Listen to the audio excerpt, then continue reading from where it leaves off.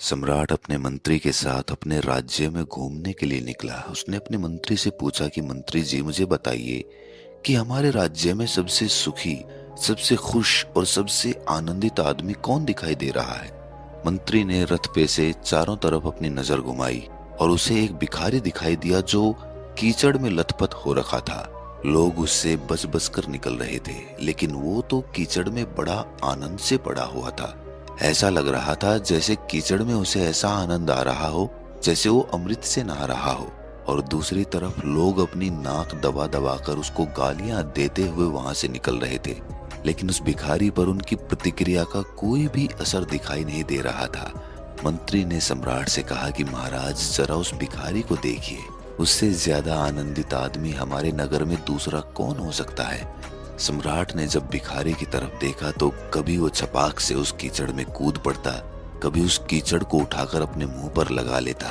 ये देखकर सम्राट के मुंह से अनायास ही निकल गया, छी छी छी छी। मंत्री जी, आपका तो शायद दिमाग ही खराब हो गया है। आप एक पागल को हमारे नगर का सबसे आनंदित आदमी कह रहे हैं। मंत्री ने कहा कि महाराज, जो अपने आनंद में डूबे हुए होते हैं दुनिया उन्हें पागल ही तो समझती है, और वास्तविकता में वो लोग पागल ही तो होते हैं जो अपने आनंद में डूबे होते हैं, जिन्हें इस दुनिया की कोई फिक्र नहीं होती। कोई उन्हें क्या कह रहा है उन्हें इसकी क्या खबर। कोई उन्हें गाली देता है, कोई उन पर हंसता है, कोई उसे पागल कहता है तो कोई उसे जोगी कहता है, लेकिन कुछ भी उसे बुलाओ उसे कोई फर्क नहीं पड़ता। रात को अपने राजमहल में सम्राट इधर उधर चक्कर लगा रहा था। उसे बार बार उस भिखारी की याद आ रही थी। सम्राट सोच तो रहा था कि उस भिखारी में कुछ तो अद्भुत था। मेरे पास सब कुछ है, दुनिया की सारी सुख सुविधाएं, सारा धन दौलत, सुख भोगने के लिए हर एक वस्तु मेरे पास है, लेकिन मैं उतना आनंद नहीं ले पाता जितना वो भिखारी ले रहा था। उसमें कुछ तो अलग था, उसमें ऐसा क्या था जो मुझ में नहीं है। इसी सोच विचार में सम्राट डूबा हुआ था जब उसकी रानी उसके पास पहुंची। सम्राट की पत्नी ने सम्राट से कहा कि महाराज, इतनी रात हो गई है, आज आप सो क्यों नहीं रहे हैं। सम्राट मंत्री से तो झूठ बोल सकता था, लेकिन अपनी पत्नी से झूठ किस प्रकार बोल पाता। आखिरकार उसने अपनी पत्नी को अपने मन की बात बता ही दी। उसने कहा कि रानी, क्या बताऊं, एक भिखारी के सामने आज मैं खुद भिखारी हो गया। मुझे समझ नहीं आ रहा कि भिखारी मैं हूं या वो है। मंत्री के सामने तो अहंकारवश मैं इस बात को स्वीकार नहीं कर सका, लेकिन अब अकेले में सोचता हूं तो लगता है कि सच में भिखारी वो नहीं, भिखारी मैं हूं, जो सब कुछ होते हुए भी अकेला महसूस करता है, जो किसी भी चीज का भोग पूरे मन से कर ही नहीं पाता। पता नहीं ऐसा क्या उसमें खास था जो अब तक वो मुझे जगाए हुए है, और अगर मुझ में कोई कमी है तो वो क्या है, ताकि मैं अपनी कमी को दूर करके उसी की तरह आजाद हो सकूं, उसी की तरह इस जीवन के हर पल का आनंद ले सकूं। आखिर उसमें ऐसा क्या था। और ये सोच सोच कर मेरे दिमाग की नसें फटी जा रही हैं। मुझे तो ये भी समझ नहीं आ रहा कि सच में वो कोई बहुत आनंद में था या फिर वो पागल था। जितना ही उस भिखारी के बारे में सोचता हूँ मेरे मन में एक पीड़ा उठती है, उसके प्रति एक ईर्ष्या होती है। रानी ने पूछा, ईर्ष्या? ईर्ष्या किस प्रकार होती है महाराज आपको। सम्राट बोला, मेरी प्यारी रानी, ईर्ष्या ही तो होगी। एक वो है जिसके पास कुछ नहीं है फिर भी मजे में है, आनंद में है, और दूसरी तरफ मैं हूं जिसके पास सब कुछ है लेकिन फिर भी उसके पास कुछ नहीं है।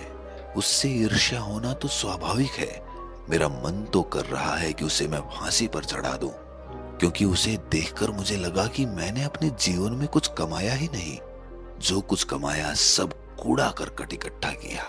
एक बार तो मेरा मन भी भिखारी बनने का हो गया था, पर अहंकारवश मैं अपने मंत्री से ये बातें नहीं कर सकता था जो तुम्हारे साथ कर पा रहा हूँ। सम्राट बड़े सच्चे मन का था, तभी तो अपनी पत्नी के सामने अपने अहंकार को स्वीकार कर पा रहा था, वरना तो लोग कहाँ अपने अहंकार को स्वीकार कर पाते हैं। अगले दिन सम्राट ने अपने मंत्री को आदेश दिया कि मंत्री जी, उस भिखारी को मेरे दरबार में लेकर आइए।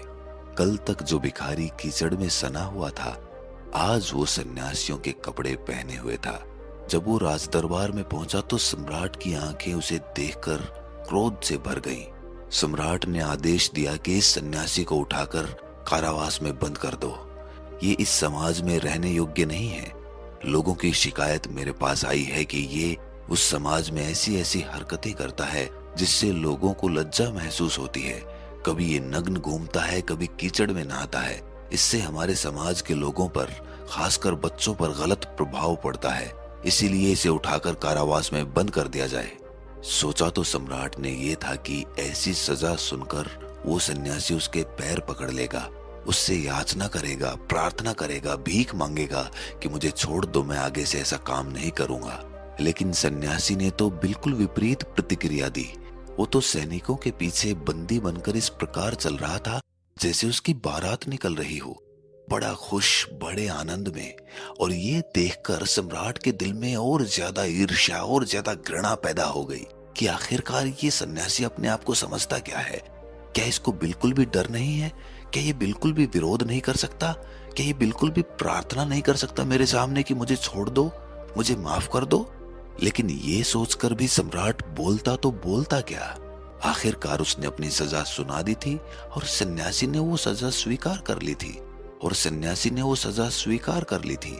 सन्यासी के हाथ बंधे हुए थे और वो इस प्रकार चल रहा था जैसे उसकी शोभा यात्रा निकाली जा रही हो।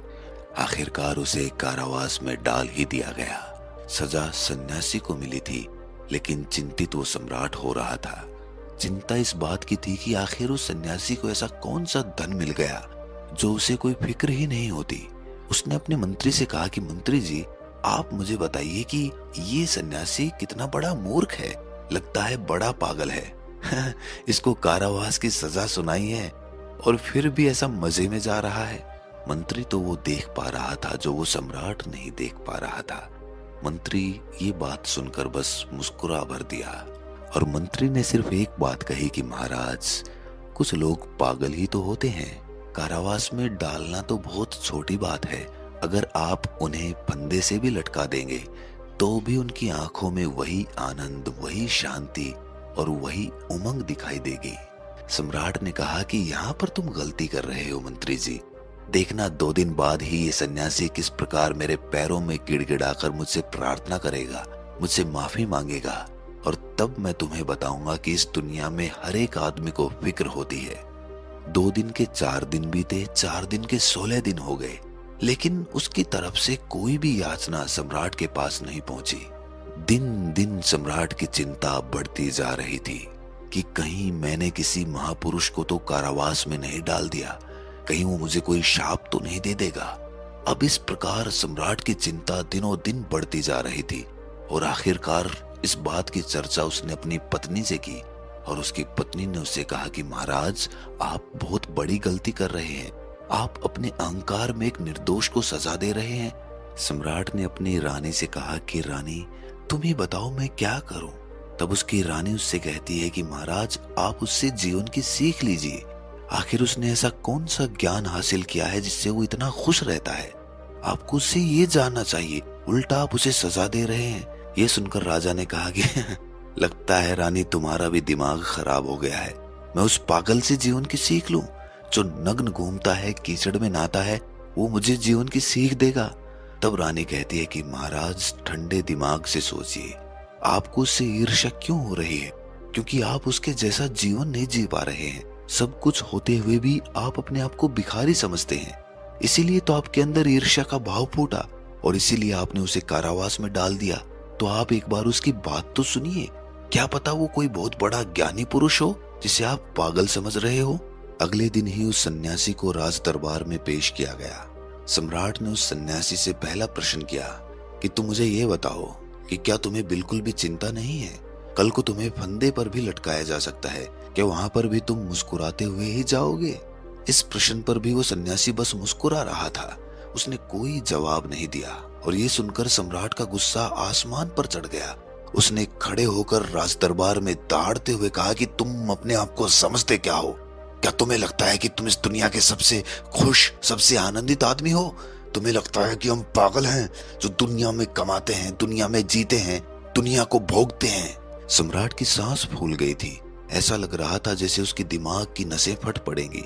ये देखकर सन्यासी अचानक बोल उठा कि महाराज, मैंने तो कुछ बोला भी नहीं। मैंने तो आपसे कुछ कहा भी नहीं, बिना कहे आप इतने गुस्से में भर गए। आखिर मेरी गलती बताइए, मैंने क्या गुनाह किया है जिसकी सजा मुझे मिल रही है? हालांकि मैं तो किसी भी सजा को बड़े आनंद से भोगता हूँ। मेरे लिए तो सजा पाना भी वैसा ही है जैसे वरदान पाना। मेरे लिए तो दोनों में कोई फर्क नहीं है। पता नहीं आप इतना गुस्से से क्यों भर गए। शायद मैं बता सकता हूँ, लेकिन सबके सामने मैं बताना नहीं चाहता, क्योंकि इससे आपको ठेस पहुंच सकती है। आप अकेले में मुझे बुलाना, तब मैं बताऊंगा आपको कि आपके साथ समस्या क्या है। सभी मंत्रियों के सामने सन्यासी ने कह दिया कि मैं बताऊंगा आपकी समस्या क्या है। ये सुनकर तो राजा और भी ज्यादा गुस्से से भर गया और उसने उस सन्यासी को फिर से और ज्यादा कड़े कारावास में डाल दिया। लेकिन दिन तो जैसे तैसे गुजर गया। रात में राजा को नींद नहीं आ रही थी। सम्राट बार बार सोच रहा था कि अकेले में बुलाऊं या ना बुलाऊं। अकेले में बुलाता हूं तो ये सिद्ध हो जाएगा कि एक सम्राट एक सन्यासी के आगे झुक गया। उसका अहंकार उसको आज्ञा नहीं दे रहा था। हालांकि उत्सुक तो वो भी हो रहा था कि देखता हूं अकेले में ऐसी क्या बात बताता है जो अपने बारे में मैं भी नहीं जानता। और इसीलिए उसने अपनी पत्नी से पूछा कि तुम ही बताओ मुझे क्या करना चाहिए, क्या उसे बुलाना ठीक होगा?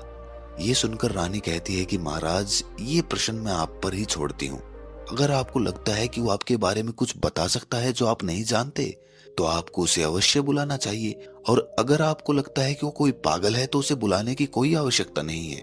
रानी भी चाह रही थी कि सम्राट अपने अहंकार को गिरा दे, अपने अहंकार को मिटाकर उसे बुलाए, ताकि वो उससे उस असीम ज्ञान की प्राप्ति कर सके जिसके लिए सम्राट की आत्मा तड़प रही है। सम्राट ने कहा कि ठीक है, अगर तुम ऐसा कहती हो तो एक बार उसे बुलाने में क्या हर्ज है।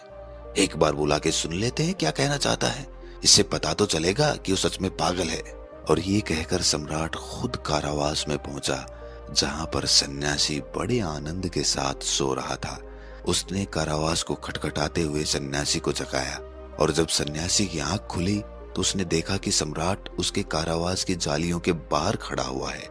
दोनों सम्राट के राजमहल की छत पर पहुंच गए। आसमान में तारे झिलमिला रहे थे, पूरा चांद दिखाई दे रहा था। चांदनी से पूरा राजमहल इस प्रकार नहा रहा था जैसे कोई नवजात बच्चा दूध से नहा रहा हो। और आखिरकार अब अकेले में सम्राट अपने मन की बात उस सन्यासी से पूछ सकता था। सम्राट ने सन्यासी से कहा कि महाराज, पहले तो मेरी गलती के लिए मुझे क्षमा कर दीजिए। मुझे आपको कारावास में डालना नहीं चाहिए था, लेकिन अहंकारवश मैं खुद पर काबू नहीं पा सका। मुझे लगा कि मैंने जीवन में सब कुछ हासिल कर लिया, लेकिन मैं उतना आनंद में नहीं हूँ जितना कि आप हो। और इससे मेरे मन में एक ईर्ष्या का भाव पैदा हो गया। मैं जानना चाहता था कि आप किस हद तक उस आनंद में रह पाते हो, लेकिन आखिरकार मैंने जान लिया कि आपके साथ चाहे जो भी परिस्थिति आए, आप हमेशा यूं ही आनंद में रहोगे। मैं आपसे जानना चाहता हूँ कि इस आनंद के पीछे का रहस्य क्या है। इस नादान को, इस अबोध को जीवन की वो सीख दीजिए जिससे कि वो एक सम्राट बन जाए।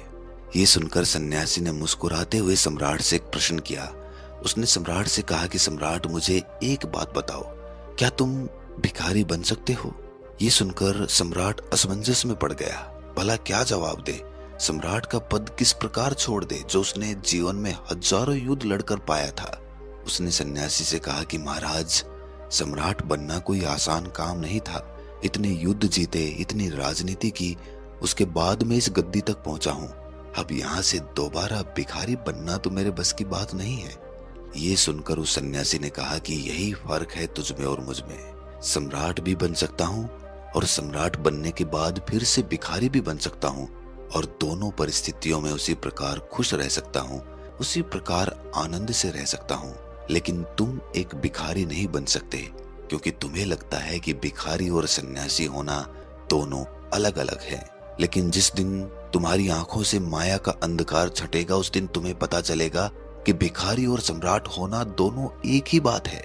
यही तो माया का चक्र है जिसमें हमारा मन किसी एक वस्तु के पीछे बंध जाता है, और इसीलिए हमारा मन हमारी इंद्रियों का गुलाम हो जाता है। हमारा मन आजाद नहीं हो पाता, और मन से परे की स्थिति जो प्राप्त कर लेता है वही हर परिस्थिति में बड़े आनंद को हासिल कर पाता है, जिसके लिए लोग लज्जा, सम्मान, घृणा, द्वेष या फिर गुस्सा लोगों की प्रतिक्रिया, इनके कोई मायने नहीं रह जाते। लोक लज्जा की चिंता तभी तक रहती है जब तुम अपने सम्मान का बोझ अपने सर पर लिए फिरते हो। वो सम्मान जो इस सम्राट का है, और सम्राट आज नहीं तो कल इस धूल में बदल जाएगा। तब उसका सम्मान कहाँ रहेगा? तो जिंदगी भर उस सम्मान को, उस अहंकार को अपने सर पर लिए क्यों फिरते हो? उसे अपने सर से उतार दो और देखो कि फिर तुम्हें कैसे आनंद की प्राप्ति होती है। अपने पद की गरिमा का ख्याल कभी अपने दिमाग से निकाल कर तो देखो। फिर तुम ये महसूस कर पाओगे कि तुम ही भिखारी हो, तुम ही सम्राट हो और तुम ही सन्यासी हो। अहम ब्रह्मास्मि, यानी कि मैं ही ब्रह्मांड हूं, यानी कि ब्रह्मांड की हर वस्तु तुम ही में समाहित है।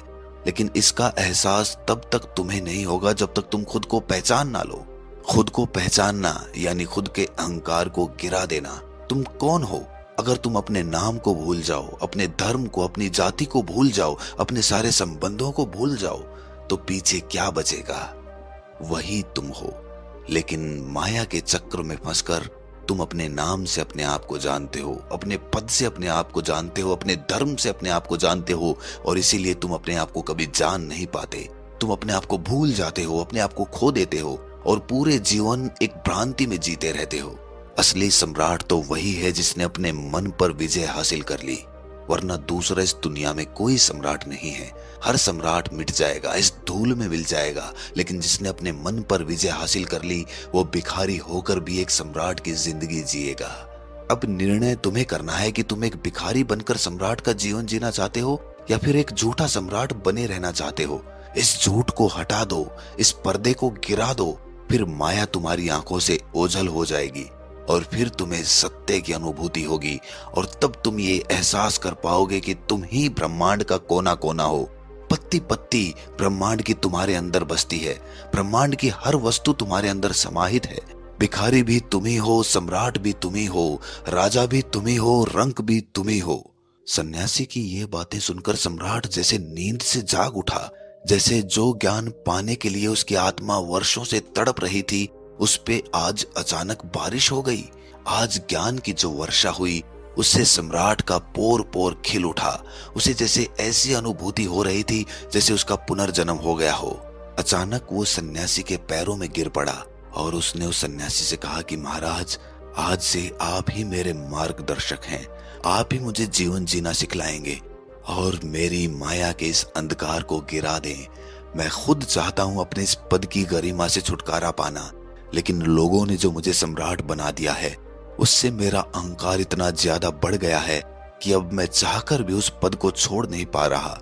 लेकिन मुझे पता है कि आपके चरणों में रहकर मैं सत्य की अनुभूति कर सकता हूँ, मैं इस अहंकार को गिरा सकता हूँ, मैं भिखारी होकर भी सम्राट का जीवन जी सकता हूँ। कृपया करके मुझे माफ कर दीजिए, मेरे साथ हमेशा रहिए। और यहाँ पर सन्यासी उससे फिर कहता है कि तुम अब भी अपने मन को बांधने की कोशिश कर रहे हो। अपने मन को हर वस्तु से आजाद कर दो। मैं कोई जादूगर नहीं हूँ।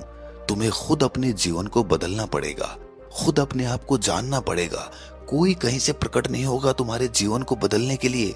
तुम्हें अपनी आंखें खोल के खुद को देखना होगा, तभी तुम्हें ज्ञान की अनुभूति होगी और तभी तुम्हारा जीवन बदल पाएगा।